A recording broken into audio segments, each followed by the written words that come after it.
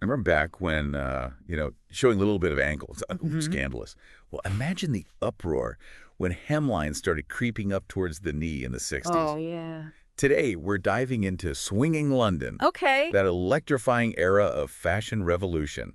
We're going to explore how it all began, who the key players were, Mhm. and how it, transformed not just what people wore, but also how they saw the world. Yeah, it's fascinating, isn't it, how a seemingly, simple thing, like the length of a skirt could ignite such a cultural firestorm. Yeah. It really speaks to how fashion can be such a powerful indicator of societal shifts. Oh, absolutely. Yeah. And speaking of firestorms, our deep dive starts with a bang, literally a Battle of Melbourne in 1965. Okay. Picture this. Jean Shrimpton, the world's highest paid model at the time, shows up at the Melbourne races in a dress 5 inches above the knee. Wow. No hat, no gloves, no stockings. Huh. The crowd is aghast. Newspapers scream insulting and a disgrace. Mhm. This event became a global sensation almost overnight. Like that, the miniskirt was the talk of the town. What's remarkable about that incident is that it wasn't just about the garment itself. It was about the audacity, the challenge to these, deeply ingrained ideas about femininity and decorum. It was a visual earthquake that reverberated through the fashion world and beyond, I think. Yeah, it's amazing how a single event can become such a powerful symbol. Yeah. So was this the spark that ignited the swing 60s? Or were there already trends bubbling beneath the surface just waiting to explode? Well, the seeds of this revolution were actually sown a bit earlier in the mid-50s. Okay. Mary Quant's Boutique Bazaar, which opened in London in 1955, is a perfect example. It offered a youthful and playful alternative to the more formal, traditional styles of the time. And by 1963, even the Sunday Times was boldly declaring it the year of the leg. So the stage was set for a dramatic shift. So Shrimpton's Melbourne moment was like throwing gasoline on a fire that was already smoldering. It's incredible how fashion can just capture the spirit of a cultural moment so perfectly. Hmm. But miniskirts were just the beginning, right? What else defined the swinging London look? Well, you can't talk about swinging London without mentioning the music. British bands like the Beatles and the Rolling Stones were taking the world by storm. And it's interesting because while the sound of the 60s was very much male-dominated, the look of the era was largely defined by women. That's an interesting contrast. I'm picturing those iconic images. Mhm. The vibrant colors, geometric patterns, that futuristic space-age vibe. Exactly. You're spot on. Art movements like op art, with its mind-bending patterns and illusions, had a huge influence on fashion. Think of Bridget Riley's bold geometric designs.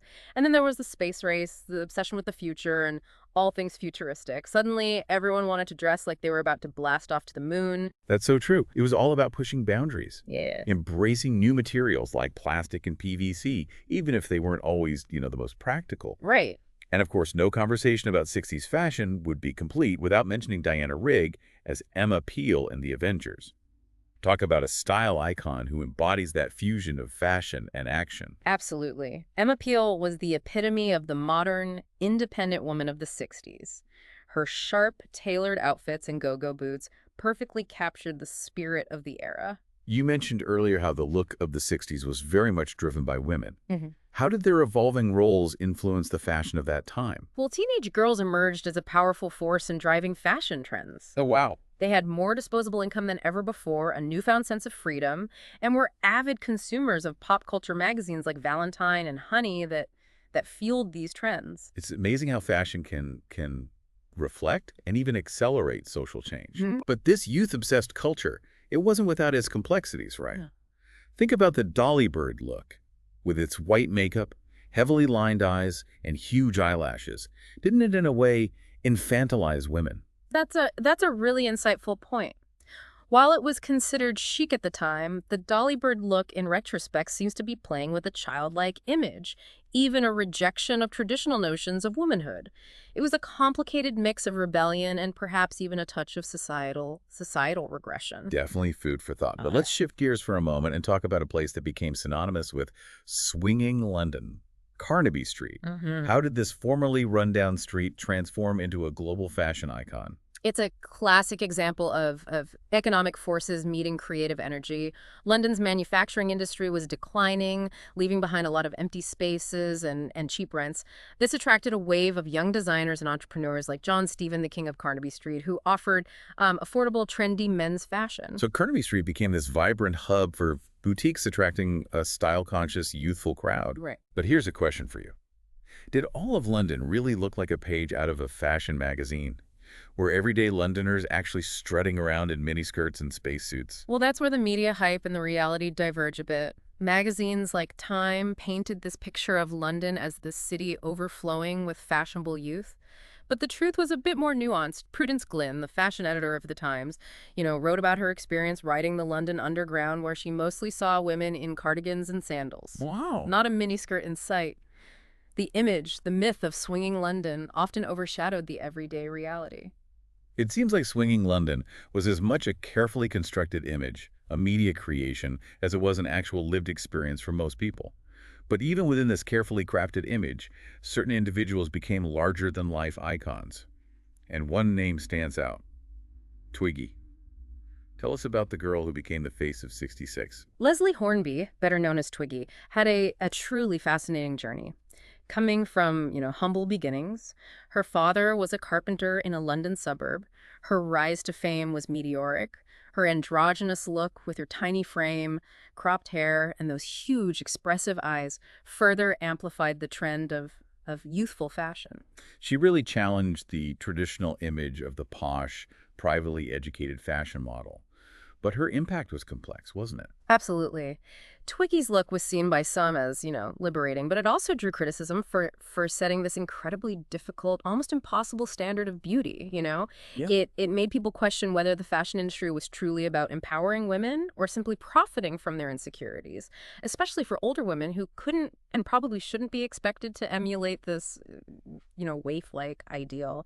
Her story makes you think about how the fashion industry often walks this fine line between celebrating individuality and exploiting our desire to fit in, to conform to a certain ideal. Yeah. But let's get back to the timeline for a moment. By 1967, things were starting to shift, weren't they?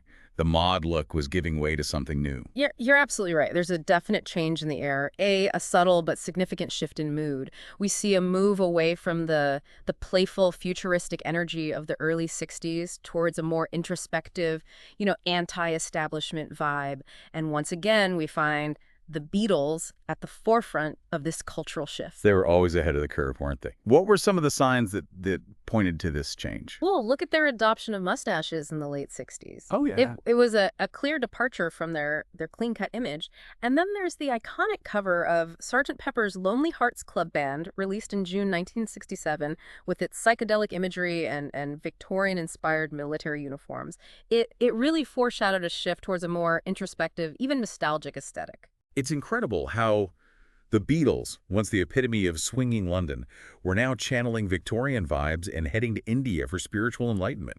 Talk about a cultural 180. And it's interesting how this growing fascination with Eastern cultures and spirituality was also happening in America, particularly in California. Well, this fascination with the East was part of a larger reaction against the modern industrialized world. People were yearning for something more authentic, more in tune with nature and spirituality.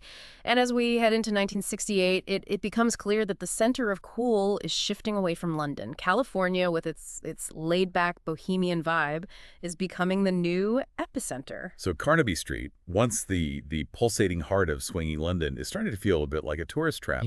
It's fascinating how even as this youth-driven fashion revolution was unfolding, there was this undercurrent of nostalgia, a fascination with the past.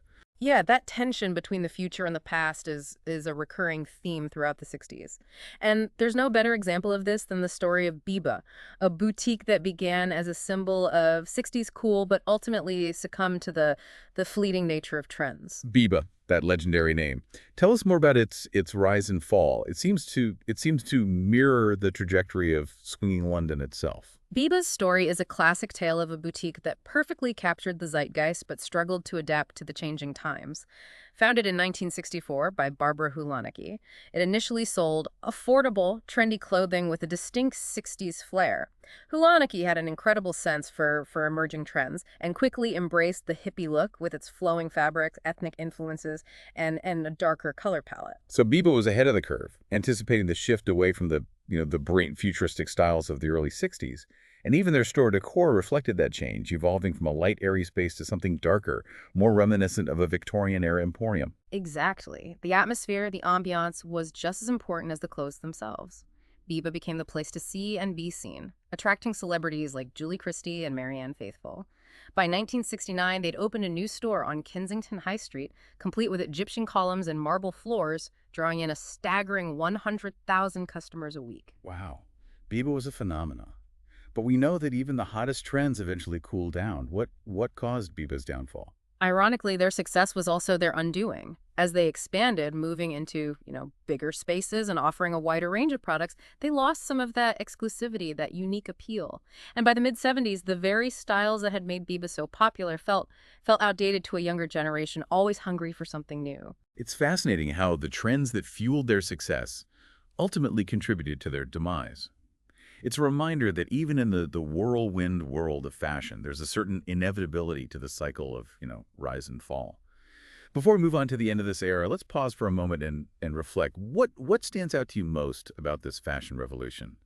It's amazing how something as seemingly superficial as clothing can reveal so much about society's values and anxieties. Yeah, it really is remarkable how our clothing choices, they act as a kind of social barometer, reflecting the anxieties and aspirations of a particular time. And in the late 60s, those anxieties were starting to take on a new form. As the initial excitement of swinging London began to fade, a more introspective, almost anti-fashion sentiment began to emerge. So you're saying that by 1968, those miniskirts and space-age styles that had seemed so revolutionary just a few years earlier were starting to feel, well, a bit old hat. Precisely. There was this growing disillusionment with consumerism and a desire for something more authentic, less driven by trends. This shift in attitude really paved the way for the rise of the hippie aesthetic. Ah, the hippies, those flowing fabrics, the ethnic influences, the emphasis on natural materials. It was a complete departure from the, sleek, futuristic look of the early 60s. It seems like they were trying to almost turn back the clock to reconnect with a simpler, more natural way of life. Absolutely. The hippie movement was all about rejecting the materialism and conformity of mainstream culture, and their clothing choices reflected that. Comfort, individuality, and a connection to nature were paramount. Tie-dye, paisley prints, bell-bottoms, and of course those ubiquitous flowers. It's amazing how something as simple as a flower could become such a potent symbol of peace and love, a rejection of the Vietnam War and the violence that was tearing the world apart. Symbols have an incredible power to encapsulate these complex ideas and emotions, often more effectively than words can. And the flower, with its, connotations of beauty, fragility, and growth, it became the perfect emblem for the hippie movement's message of peace and harmony.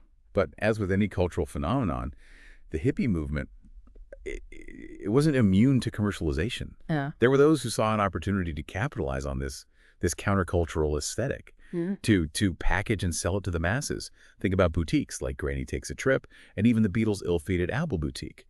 Both attempted, with varying degrees of success, to capture the essence of the hippie vibe. It's a tension that's always present when a counterculture movement collides with, mainstream society. How do you maintain authenticity while navigating the realities of a consumer-driven world? It's a tricky balance.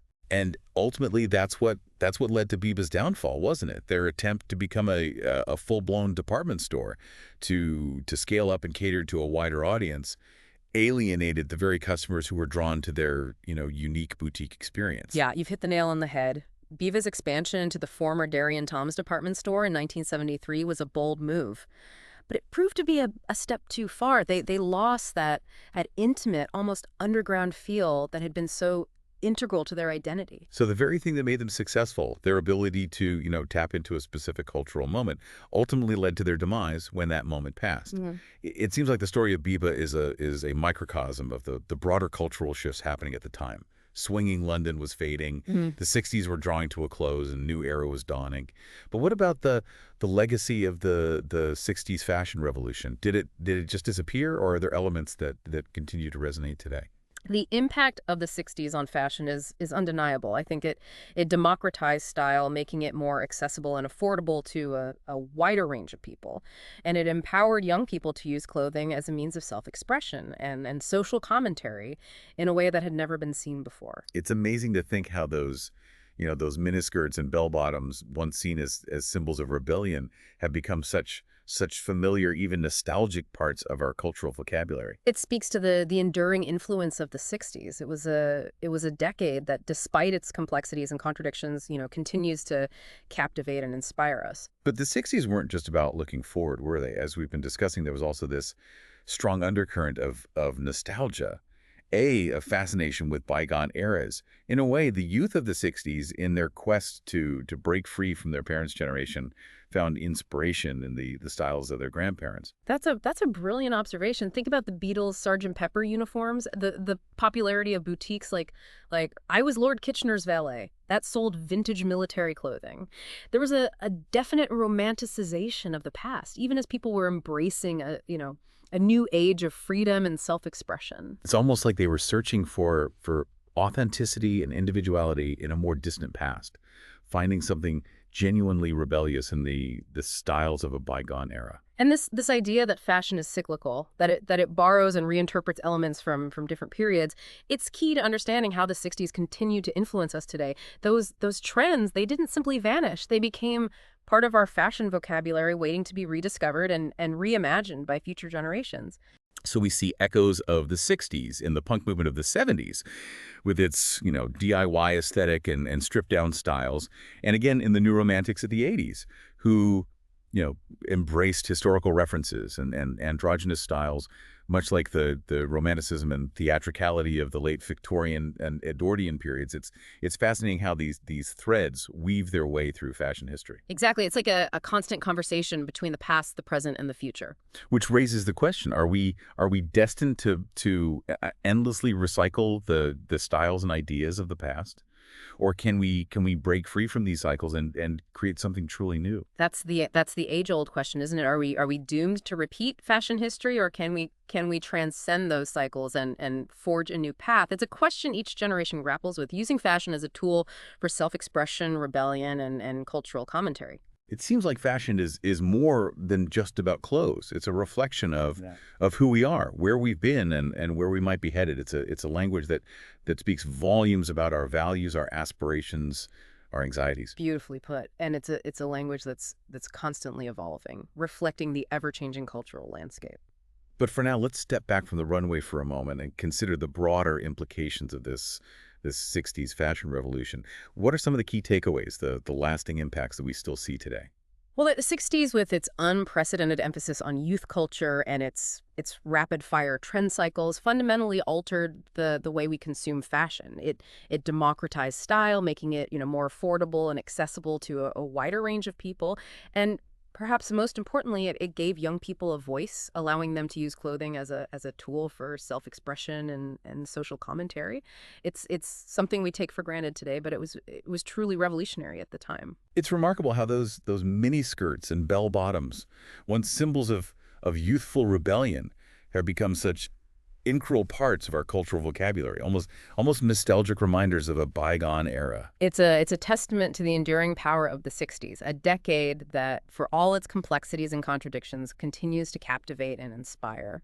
Yeah, it's a legacy that continues to shape how we think about fashion and its role in society. But it makes you wonder, has there been a cultural movement, since the 60s that's had such a profound and lasting impact on fashion? Well, that's the question I'd like to leave you with today. Think about the fashion movements that have emerged since the 60s: punk, hip-hop style, the rise of streetwear. Have any of them, truly broken the mold in the same way that the 60s did? Or are we, in many ways, still living in the shadow of that decade, endlessly recycling and reinterpreting its ideas? It's definitely something to ponder. We've explored how swinging London transformed the fashion landscape, Yeah. challenged social norms, and ultimately paved the way for the fast-paced, trend-driven industry we know today.